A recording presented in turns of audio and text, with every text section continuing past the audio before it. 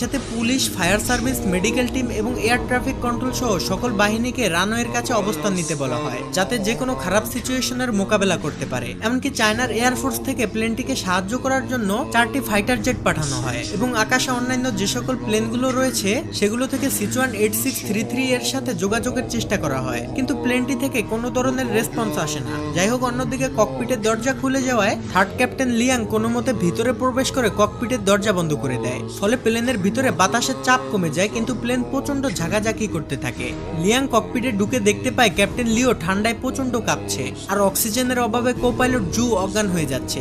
Liang তখন ককপিটে থাকা oxygen mask বের করে ক্যাপ্টেনদের পরিয়ে দেয় এবং সে নিজেও পরে নেয়। এরপর লিয়াং কন্ট্রোল রুমের সাথে যোগাযোগ করার চেষ্টা করে, কিন্তু সে বুঝে যায় রেডিও কানেকশন বিচ্ছিন্ন হয়ে গিয়েছে। লিয়াং কোনো মতে প্লেনটিকে নিচে নামানোর চেষ্টা করে, কিন্তু তাদের ভাগ্য এতটাই খারাপ ছিল যে তারা যদি প্লেনটিকে নিচে নামায় তাহলে প্লেন ক্র্যাশ হওয়ার সম্ভাবনা রয়েছে, কারণ তাদের প্লেন তখন তিব্বতের উপর দিয়ে যাচ্ছিল। আর আমরা সকলেই জানি তিব্বতে মাউন্ট এভারেস্ট সহ ছোট বড় অনেক হিমালয় রয়েছে, যেখানে কোনো প্লেনকে সর্বোচ্চ 32 থেকে 34,000 ফিট উপর দিয়ে ফ্লাই করতে হয়। এদিকে প্লেনের ভিতরে অক্সিজেন ফুরিয়ে যেতে থাকে, তাই পর্যাপ্ত অক্সিজেন পেতে হলে প্লেনটিকে আরো 3000 ফিট নিচে নামাতে হবে, কিন্তু হিমালয়ের জন্য সেটা সম্ভব ছিল না। এছাড়া সামনে বিশাল ঝড়ের কারণে কিছুই দেখা যাবে না। এটা যেন ক্যাপ্টেনদের কাছে সুইসাইড করার মতো। একদিকে অক্সিজেনের ঘাটতি, অন্যদিকে প্লেন ক্র্যাশের ভয়, তার উপরে আবার আকাশকে ঢেকে রাখা ভয়ানক ঝড়। অন্যদিকে কেবিন ক্রুদের ম্যানেজার নান সকলকে জানিয়ে দেয় তারা ককপিটের প্রেসার হারিয়ে ফেলেছে, তাই সকলকে শক্ত করে সিট বেল্ট পরে থাকার জন্য অনুরোধ করে। এদিকে কন্ট্রোল রুম থেকে প্লেনের সাথে যোগাযোগ করার জন্য চেষ্টা চালিয়ে যেতে থাকে। তারা রেডিওতে বলে প্লেনের সামনে বিশাল হিমালয় রয়েছে আর সেখানে তাদের আরো 3000 ফিট নিচে দিয়ে যেতে হবে, না হলে পর্যাপ্ত অক্সিজেনের অভাবে তারা মারা যেতে পারে। ক্যাপ্টেন লিউ তার সর্বোচ্চ দিয়ে প্লেনকে কন্ট্রোল করার চেষ্টা করে। সে প্লেনকে যতটা সম্ভব নিচে দিয়ে চালানোর চেষ্টা করে, এমনকি ককপিটে প্রচন্ড বাতাস এবং বরফের টুকরার কারণে সামনে কি আছে সেটা দেখা অসম্ভব হয়ে পড়ে। অন্যদিকে সোশ্যাল মিডিয়ায় এই খবর ভাইরাল হলে প্লেনের ভিতরে থাকা যাত্রীদের আত্মীয় স্বজনরা এয়ারপোর্টে এসে কান্নাকাটি করতে থাকে। এদিকে প্লেনের মধ্যে থাকা যাত্রীরা তাদের ধৈর্য হারিয়ে ফেলেছে। তাদের মধ্যে একজন প্লেনের কি হয়েছে সেটা দেখার জন্য ককপিটের দিকে যেতে থাকে। এটা দেখে কেবিন ক্রুরা তাকে বাধা দিলে সে একজন এয়ার হোস্টেসকে খাবারের টলি দিয়ে আঘাত করে। তখনই সেখানে কেবিন ক্রুদের ম্যানেজার নান আসে আর বলে, আমরা সকলেই জানি তিব্বতে ছোট বড় কত হিমালয় রয়েছে আর এখানে প্লেন নিচে নামানো ঝুঁকিপূর্ণ, এতে প্লেন ক্র্যাশ করতে পারে। যাই হোক না কেন, আপনাদের পাইলট এবং আমাদের উপর ভরসা রাখতে হবে। এই সকল সিচুয়েশনের জন্য আমাদের সর্বোচ্চ ট্রেনিং দেওয়া হয়েছে, তাই আপনারা যদি এভাবে বিশৃঙ্খল করেন তাহলে আপনারা নিজেদের মৃত্যু নিজেরাই ডেকে আনবেন। নানের কথা শুনে যাত্রীরা কিছুটা শান্ত হলেও তারা প্রচন্ড ভয় পেতে থাকে। এদিকে ককপিটের মধ্যে লিয়াং যতটা সম্ভব লিউকে গরম রাখার চেষ্টা করে আর লিউ জ্বরের মধ্যে দিয়ে সর্বোচ্চ চেষ্টা করে প্লেনটিকে সামনের দিকে এগিয়ে নিয়ে যেতে থাকে। অন্যদিকে লিউর স্ত্রী তাদের মেয়ের জন্মদিন পালনের জন্য খাবার তৈরি করছিল। তখনই তাকে কেউ একজন ফোন করে লিউর বিপদের কথা জানায়, ফলে সে আতঙ্কিত না হয়ে তার মেয়েকে সান্ত্বনা দিতে থাকে, কারণ তার অগাধ বিশ্বাস তার স্বামী প্লেনটিকে সঠিকভাবে ল্যান্ড করাতে পারবে। এদিকে লিউ প্লেনের ভিতরে আস্তে আস্তে অজ্ঞান হয়ে যেতে থাকে।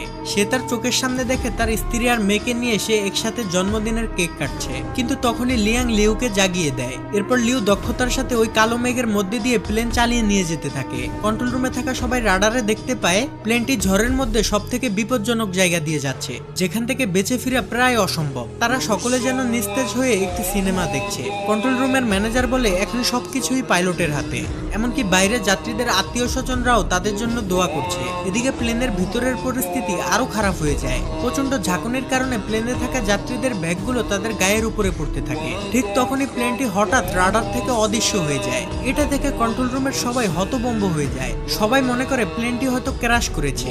সবাই প্রচন্ড ভেঙে পড়ে। কন্ট্রোল রুম থেকে তাদের সাথে যোগাযোগ করার জন্য সর্বোচ্চ চেষ্টা করে, কিন্তু এতে কোনো লাভ হয় না। তারা সকলেই বুঝে যায় প্লেনের ভিতরে হয়তো আর কেউই বেঁচে নেই।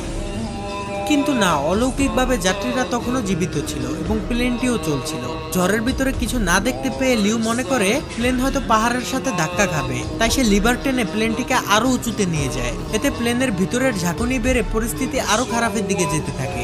লিউর মাথায় তখন একটা জিনিসই ঘুরছিল যে প্লেনের মধ্যে থাকা 19 জন যাত্রী এবং সে সহ 9 জন ক্রু মেম্বারের জীবন এখন তার হাতে, অর্থাৎ 128 জন মানুষের প্রাণ হাতে নিয়ে লিউ তার সম্পূর্ণ অভিজ্ঞতা দিয়ে প্লেনটিকে কন্ট্রোল করতে থাকে। মৃত্যুকে কাছ থেকে দেখা যাত্রীগুলো এখন তাদের মনের কথা বলতে শুরু করে। অনেকে এই জীবনের শেষ ভিডিও বানায় তাদের প্রিয়জনদের জন্য। আর কিছুক্ষণের মধ্যেই প্লেনটি ঝড় থেকে বের হয়ে আসে। লিউর অনেক চেষ্টার পর পরিস্থিতি স্বাভাবিক হতে শুরু করে। এরপর ক্যাপ্টেন লিউ প্লেনটিকে অনেক নিচুতে নামিয়ে আনে, যেখানে পর্যাপ্ত পরিমাণ অক্সিজেন রয়েছে। এরপর সকল পাইলটরা ভালোভাবে দেখার জন্য অক্সিজেন মাস্কটি খুলে ফেলে। ঠিক তখনই চ্যাংডু এয়ার কন্ট্রোল সেন্টারের রাডার প্লেনটিকে আবার ডিটেক্ট করে ফেলে। এটা দেখে কন্ট্রোল রুমে থাকা সবাই খুশি হয়ে যায়। তারা যেন বুক ফুলিয়ে শান্তির নিঃশ্বাস নেয়। এমনকি কন্ট্রোল রুমের সাথে প্লেনের রেডিও কানেকশনও ঠিক হয়ে যায়। এমন ভয়ঙ্কর অবস্থা থেকে ফিরে আসা কন্ট্রোল রুমের কেউই যেন কল্পনা করেনি। যাই হোক, রেডিও কানেকশন ঠিক হওয়াতে